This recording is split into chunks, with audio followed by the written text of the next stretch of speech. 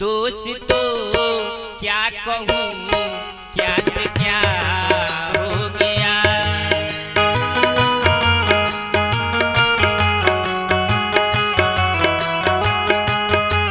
दोस्तों क्या कहूँ, क्या से क्या हो गया।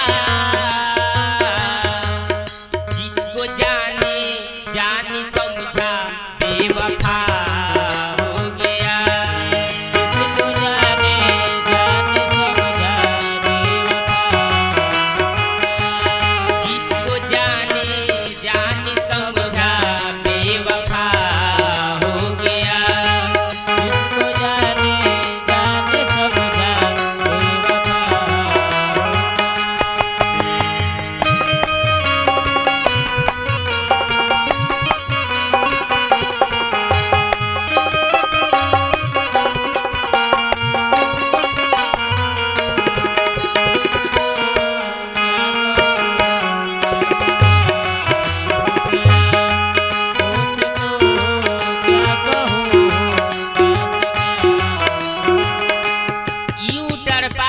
मारो तलवार मार दो।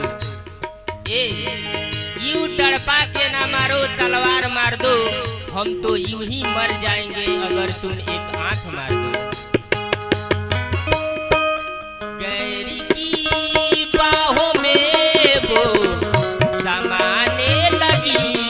गैर की बाहों में वो समाने लगी।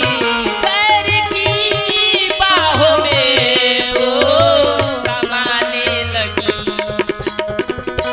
इस तरह दोस्ती में दगा हो गया। इस तरह दोस्ती में दगा हो गया।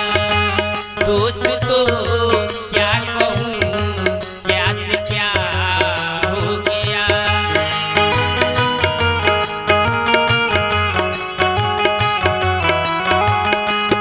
दोस्तों क्या कहूँ, क्या से क्या हो गया। जिसको जाने जाने समझा बेवफा हो गया। इसको जाने जाने समझा जिसको जाने जाने समझा बेवफा हो गया। इसको जाने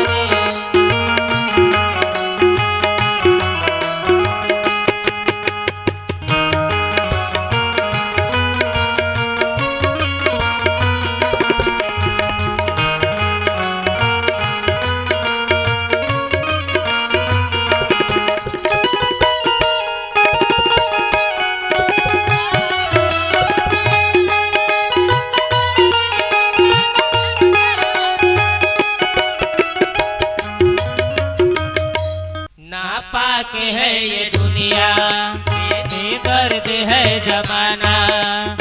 अच्छा नहीं है तेरा इस वक्त आना जाना। मिलते ही मौका ये लोग लूट लेंगे। बर्बाद करके तुझको सड़क पे छोड़ देंगे। रखना बचा के चुनरी कहीं दाग नहीं लागे। रखना बचा के चुनरी कहीं दाग नहीं लागे। एक दिन तुझे तो जाना होगा उस पिया के आगे। कहाँ इश्क में मुझसे खता कुछ हुई। कहाँ इश्क में मुझसे खता कुछ हुई। जो न सोचा था कभी मेरे साथ हो गया।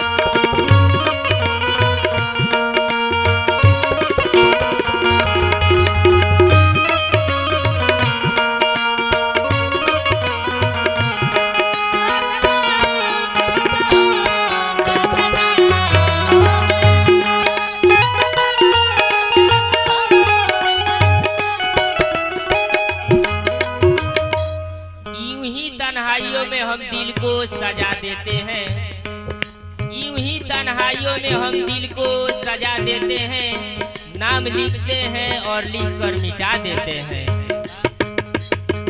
हम अपने दर्द का एहसास कर गए होते, अगर शराब नहीं होती तो कभी मर गए होते।